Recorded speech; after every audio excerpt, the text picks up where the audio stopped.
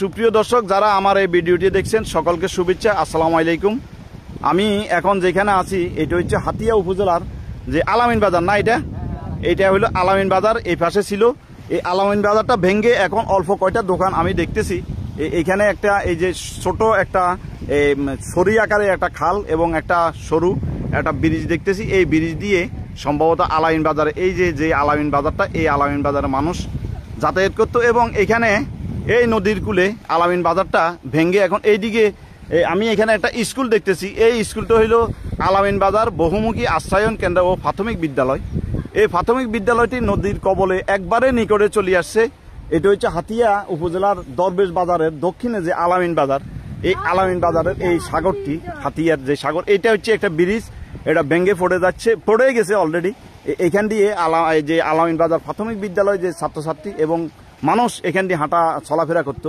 তো আমি এখানে কথা বলবো এই এলাকারই কয়েকজনের সাথে। আমি আমার এই এলাকার কয়েকজনে এখানে দেখা পাইলাম। আচ্ছা ভাইয়া, এই যে বাজারটা ছিল এটা কি আস্তে আস্তে ভেঙে যেতেছে না? ভেঙে, এই যে আমি তো আসলে আন্দাজে বললাম এটা একটা ব্রিজ ছিল নাকি?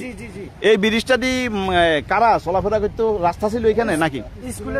স্কুলের ছাত্রছাত্রীরা এবং বাজারের মানুষ। আচ্ছা আচ্ছা আচ্ছা। ও, এই বাজারটা কি আরো এদিকে বড় ছিল নাকি? আরো এদিকে ছিল না? সুপ্রিয় দর্শক, আপনারা দেখছেন আমি এই এলাকার জনগণের সাথে কথা বলে জানতে পারলাম এই বাজারটি এই নদীর আরো মাঝখানে ছিল। এই নদীর কবলে বাজারের বেশিরভাগ অংশ। এখন কয়টা দোকান আছে আনুমানিক? 20-25টা হবে। 5টা খোলা আছে, আরগুলা বন্ধ হয়ে গেছে।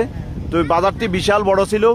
এটা আল্লাহ তাআলা ঠেকানো ছাড়া এই নদী কবল নদী ভাঙ্গনটা কারো কুদ্রুতি নেই। আমি যেভাবে দেখতেছি এখানে বলব দিয়েও ঠেকানো সম্ভব হচ্ছে না। আপনারা দেখছেন এই স্কুলটাও যদি আল্লাহ তাআলা যদি রাজি থাকে তাহলে স্কুলটাকে ঠেকানো সম্ভব হবে, আর না হয় এই স্কুলটাকে ঠেকানো কারো কুদ্রুতি নেই। যতই বলব দেখ, যতই কিছু করক, কারো দ্বারা সম্ভব নয় এই স্কুলটাকে ঠেকানো বা এই এলাকার জনগণকে ঠেকানো। এখানে তো অনেক বাড়িঘর ছিল নাকি? আচ্ছা, ওই যে কর্নারে দেখতেছি ওই যে কর্নারে যেটা দেখি ওইটাও কি বাজার ছিল? ওইটা কি বাজার ছিল? ও আচ্ছা, আমি নাম শুনেছি এখানে একটা থানারহাট বাজার, কিন্তু আজকে দেখতেছি আপনার এই যে কর্নারে যে আপনাদেরকে আমি টেনে দেখাচ্ছি। এই যে কর্নারে যে এইখানে কি বাজার ছিল? থানারহাট বাজার। এই বাজারটাও ভেঙে এখন সম্ভবত একটা না 2টা দোকান আছে। এটাও আল্লাহ তাআলা ভেঙে নদীর কবলে নিয়ে গেছে। তো আমরা সৃষ্টিকর্তার কাছে ফরিয়াদ করব, যদি সৃষ্টিকর্তা রাজি থাকে, এই এলাকার জনগণের পক্ষে থাকে, তাহলে তাদেরকে নদী ভাঙ্গনের কবল থেকে রক্ষা করা সম্ভব হবে, আর না হয় সম্ভব হবে না। তো বিদায় নিচ্ছি, সকলকে শুভেচ্ছা।